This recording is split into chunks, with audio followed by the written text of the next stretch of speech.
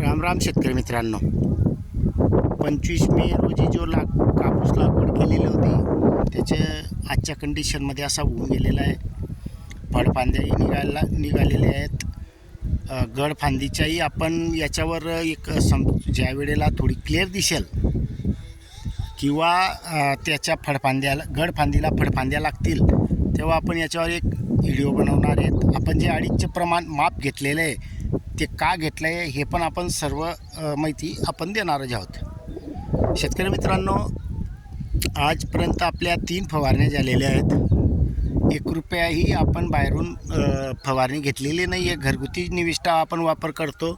आपण तर 5-7 वर्षापासून ह्याच निविष्ठा वापर करून कापूस पीक घेतो आहे. या प्रत्येक पिकं आपण याच्यावरच घेतो आहे. फक्त आडी म्हणून आपण घेत होतो.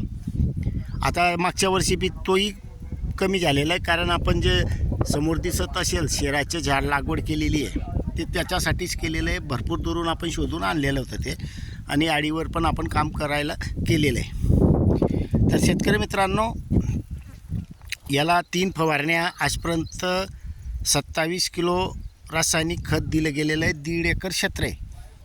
आजच्या कंडिशनमध्ये कापूस असा होऊन गेलेला आहे.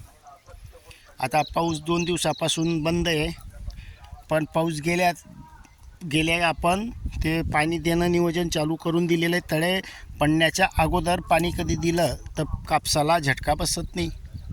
त्यामुळे शेतकरी मित्रांनो, तुमच्याकडे बी पाणी ठिबक सिंचन असेल, पाणी देण्याची सुविधा असेल तर पाणी देऊन देणे, आणि पाण्याबरोबर ज्या शेतकऱ्यांकडे SR कल्चर असेल त्यांनी ते SR कल्चर प्लस निविष्ठा देणे, म्हणजे जेणेकरून पिकाचे उत्पन्न वाढतं. तर शेतकरी मित्रांनो, योग्य नियोजन आणि वेळोवेळी फवारण्या केल्या तर आपला चांगला फायदा होतो.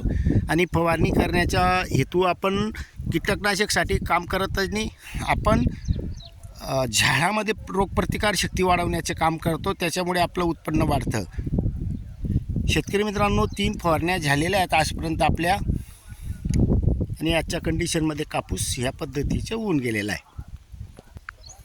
याच्यामध्ये आपण जे आता नवीन स्लरी बनवलेली आहे त्याचाही वापर केलेला आहे. त्याचेही आपल्याला चांगले परिणाम भेटत आहेत. या 3 फवारण्यांमधून आपल्या 2 फवारण्या स्लरीच्या आहेत आणि 1 फवारणी आपल्या घरगुती निविष्ठांच्या आहेत.